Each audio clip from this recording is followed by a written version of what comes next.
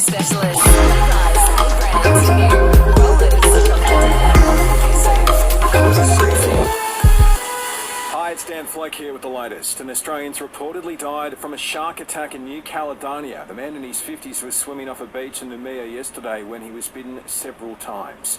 While back home, a body's reportedly been recovered by teams searching the Murray River for a man who went missing after a boat capsized near Mildura. Search teams from both New South Wales and Victoria, including divers, have been searching after a man in his 30s disappeared on Sunday. Superannuation changes are on the cards as the government attempts to protect Australian nest eggs. Work's underway to legislate a definition of the objective of super, which would outline the need to preserve savings for a dignified retirement. Treasurer Jim Chalmers has singled out the early access plan introduced by the former government during the pandemic as the kind of thing we need to avoid moving forwards.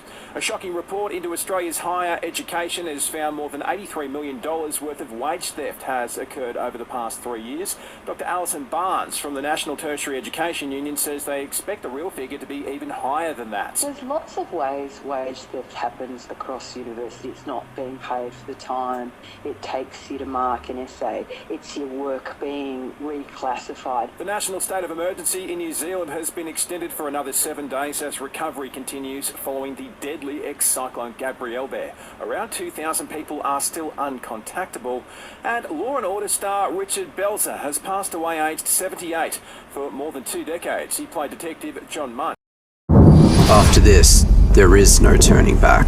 You sip the red can, the story ends. You sip the black can, you enter dreamland. And I show you just how good the truth can taste.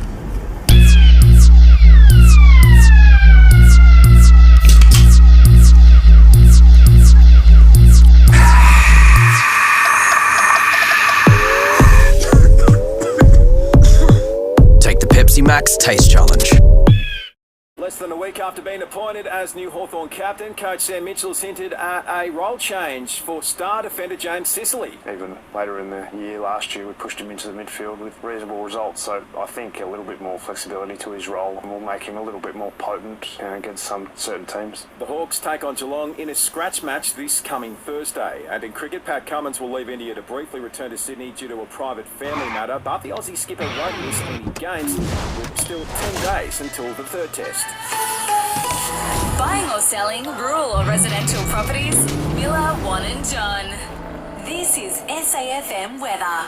Clouds lingering across the Limestone coast for the rest of the day. 27 the top, partly cloudy tomorrow, 26, then heating up, partly cloudy and 33 on Wednesday. And want more local news? Get free breaking news about our community. Download the Listener app, search for Limestone Coast and add to your favourites now.